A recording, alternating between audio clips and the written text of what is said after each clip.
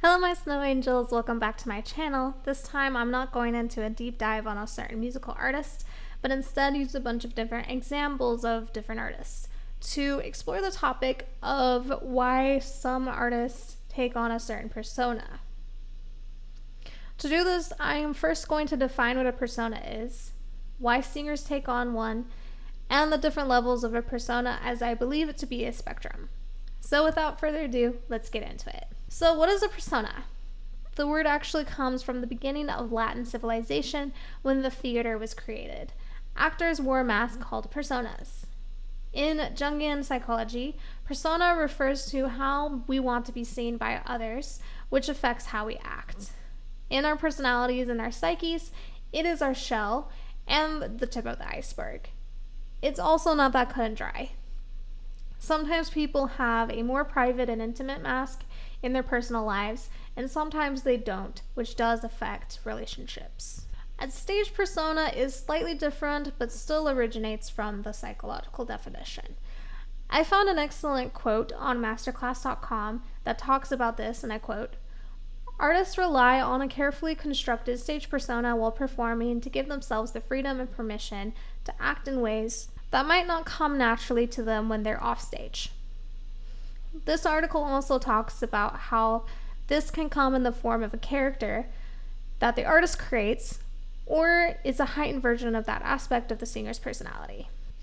The website even breaks down three reasons why a persona is created, which I will use as a metric when I talk about certain artists as a case study. The first reason is extroversion, so to be a more extroverted version of the artist's personality. The second is liberation, which means that they can do things that their private self can't. Finally, the third is separation, meaning it's how they can separate their private life with their public life and protect their loved ones. Also, I need to add that these personas can also be a creative choice to tell certain stories or to put out some sort of creative and artistic message.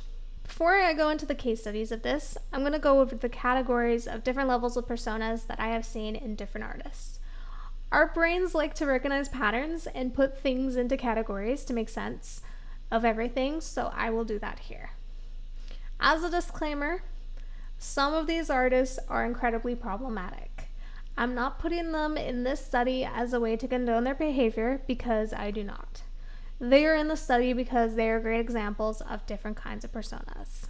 The first category or level are artists who use their birth name, but act as a more exaggerated or extroverted versions of themselves on stage. The second level are artists who have stage names. Some are extroverted versions of themselves, while others are characters. I will also include artists that broke out of that and are now in the first category. The third and final level are for artists whose personas are not only characters, but they also conceal their faces and identities. For level 1, we have Taylor Swift, Ariana Grande, Sabrina Carpenter, Justin Bieber, Olivia Rodrigo, Selena Gomez, Michael Jackson, Whitney Houston, Britney Spears, and the list could go on.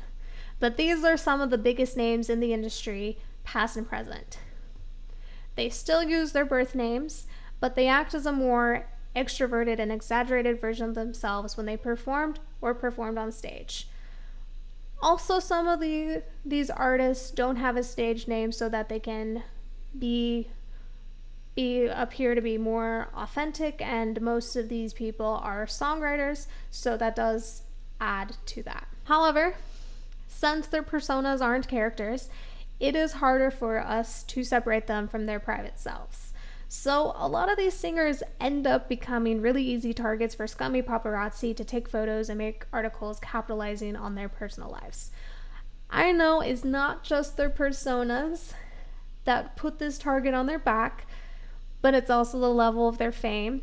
But there are also many other factors. I'm just highlighting that having this persona that's easy to confuse with their private persona does make it a little bit easier to have that target on their back.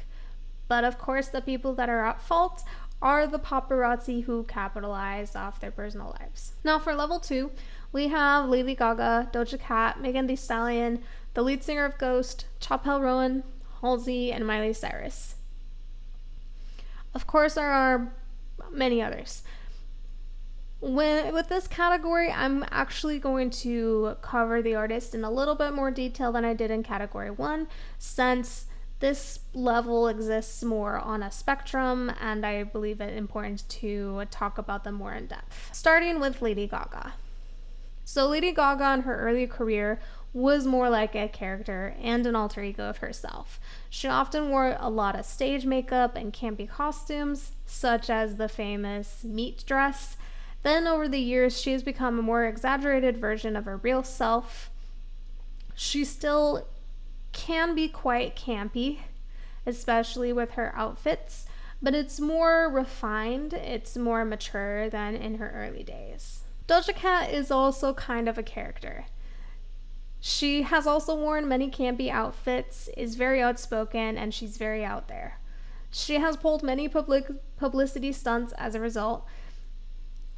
So it's hard for me to say if it's all just a part of the character or if it's all an extension of herself. She's a little bit harder for me to read in that way.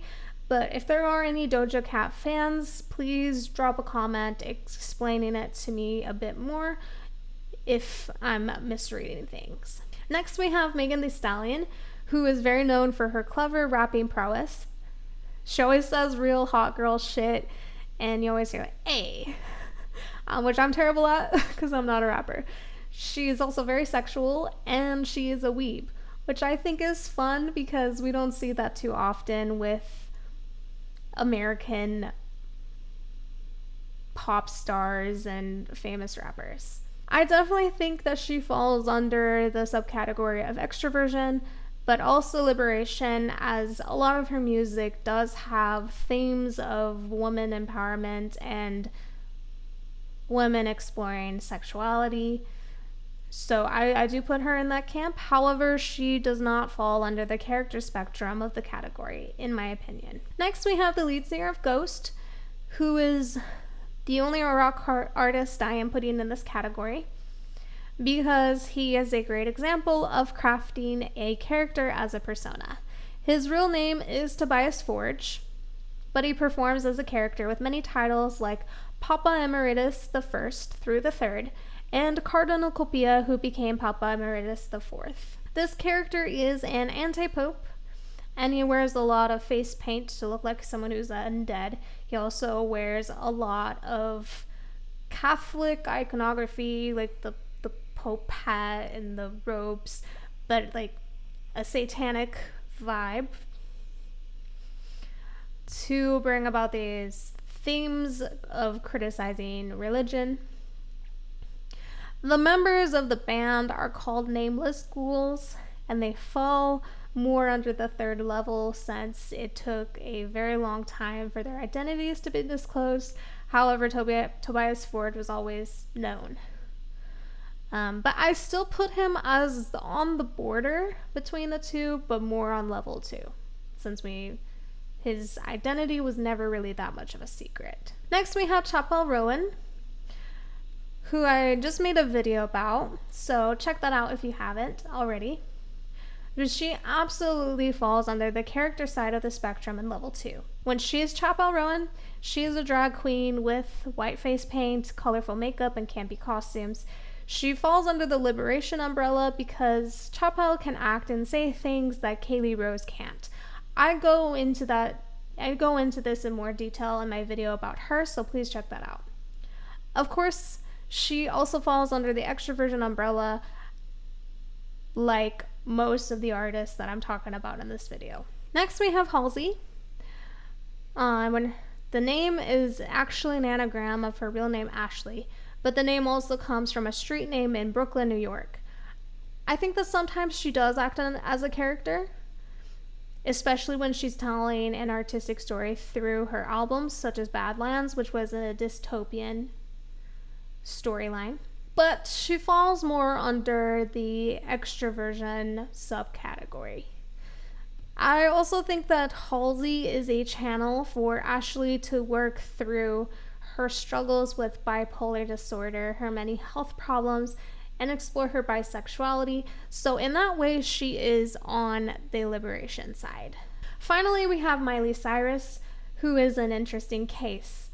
In her early career, we all knew her as the main character on Disney Channel's most popular show, Hannah Montana, as the titular Hannah Montana, who was the famous alter ego of her character Miley Stewart. So for the first few years of her career, she performed as Hannah Montana with the iconic blonde wig. As she got older, she wanted to shed that image and perform as Miley Cyrus. That was when she went through her bad girl phase that most Disney Channel stars before her and after her did, to break out of Disney and its predatory practices.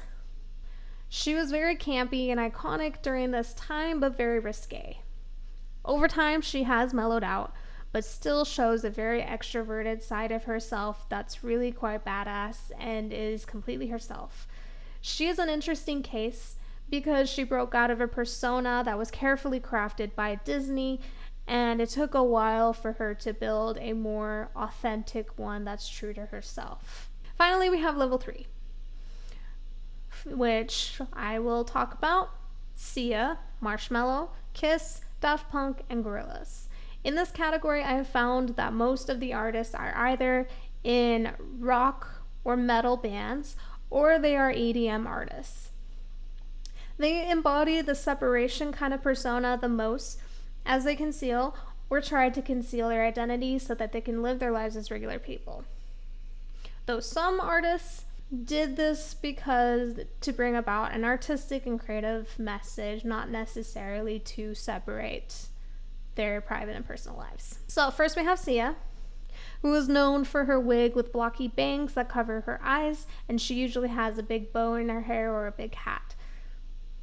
She also used a minor, Madly Ziegler, to play her in music videos, which caused a lot of controversy as it was pretty predatory and created a parasocial relationship between the two. She was also under fire for making a terrible movie completely misrepresenting the autism spectrum. This was pretty disturbing, as I am close to a few people who have autism. And anytime you make any sort of media representing a portion of the population like that, you have to be very, very careful with how you represent it. As if you incorrectly represent them, you are perpetuating negative stereotypes. So I have to mention this because I know she's controversial, but she does fall under the third category because she did conceal her identity for so long to protect her mental health. Next, we have Marshmello, who is a producer and a DJ known for having a marshmallow head with black X's for eyes and a smile. His music usually features different artists, including some I have mentioned before in other categories. He kept a mask on because he didn't want fame. Unfortunately, he did eventually have to reveal his real identity. Next, we have Kiss, which is one of my favorite rock bands from the 70s. I even dressed up as Paul Stanley for Halloween when I was 15.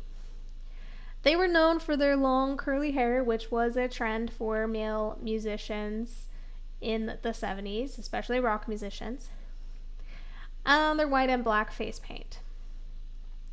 They took on personas of comic book characters who were the Star Child, the Demon, the Spaceman, and the Catman.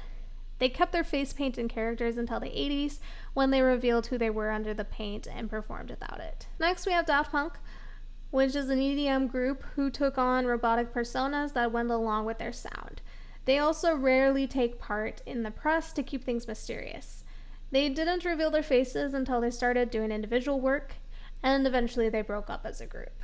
Finally, we have Gorillaz, which is a virtual band that uses animation as their personas. Of course, behind the animations are real musicians, as this wasn't AI, but they collaborated with a comic book artist.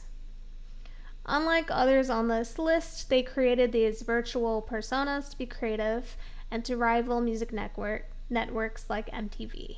So as you can see, Every music artist or performer takes on a persona to be able to express themselves artistically in the ways that they want to.